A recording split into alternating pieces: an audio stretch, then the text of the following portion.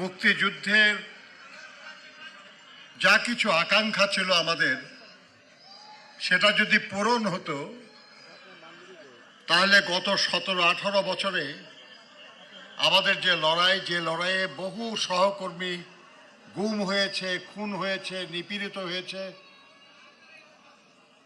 এটা হতো না। যদি আমাদের সেই আকাঙ্ক্ষা পূরণ হতো তাহলে 24-এর গণ অভ্যুত্থানে আমাদের এত সন্তান, এত ভাই বোন শহীদ হতো না, আহত হতো না।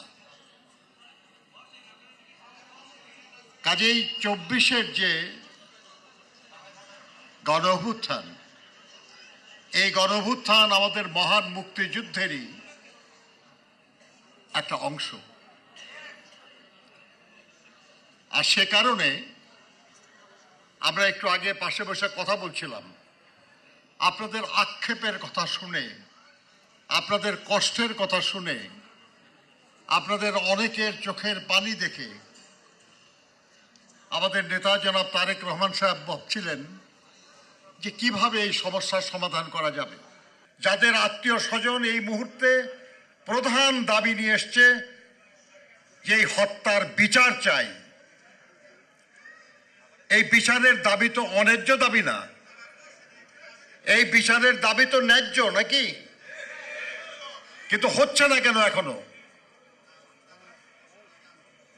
উনি ভাবছেন যে কেন আমরা এই সব শহীদ পরিবারের যারা যোগ্য মানুষ আছে তাদেরকেই কেন আমরা দায়িত্ব দিই না যে আপনারা তাদের সুবিচারের জন্য যা কিছু করা দরকার আপনারা করবেন, সরকার আপনাদেরকে সহযোগিতা করবে।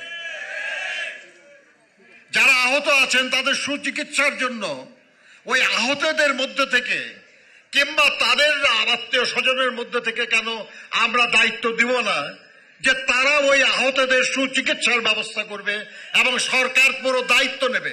যেহেতু আমাদের মহান মুক্তিযুদ্ধের যে আকাঙ্ক্ষা সেটা বাস্তবায়ন না হওয়ার কারণে আপনারা লড়াই করে জীবন দিয়ে আহত হয়ে আরেকটা ক্ষেত্র প্রস্তুত করেছেন, সেহেতু আপনারাও এই সময়ের এক ধরনের মুক্তিযোদ্ধাই। আপনারা মুক্তিযুদ্ধ বিষয়ক একটা মন্ত্রণালয় আছে আমাদের, আমরা সেখানে আপনাদের যেসব সমস্যা, সেই সব সমস্যা সমাধানের জন্য যে যে কাজ, ওই কাজগুলি মুক্তিযুদ্ধ মন্ত্রণালয় জিয়াউর রহমান সাহেবের, মুক্তিযুদ্ধ মন্ত্রণালয় বেগম খালেদা জিয়া করেছেন, বেগম খালেদা জিয়া করেছেন মুক্তিযুদ্ধ বিষয়ক মন্ত্রণালয়। এই মন্ত্রণালয়ের এটাও দায়িত্ব হবে যে এই আমাদের 24-এর যে গণঅভ্যুত্থান, এই গণঅভ্যুত্থানে যারা নিহত হয়েছেন, শহীদ হয়েছেন, যারা এর জন্য দায়ী, আমাদের একজন বন্ধু বলেছেন যে তারা সন্তানকে গুলি করেছে, তাদেরকে তারা চেনেন, কিন্তু তারপরেও তাদের গ্রেফতার করা হয় নাই। আপনাদেরকেই দায়িত্ব দেওয়া হবে, আপনারা তাদের গ্রেফতারের ব্যবস্থা করবেন। আপনাদেরকেই দায়িত্ব দেওয়া হবে, আপনারা তাদের সুবিচারের ব্যবস্থা করবেন।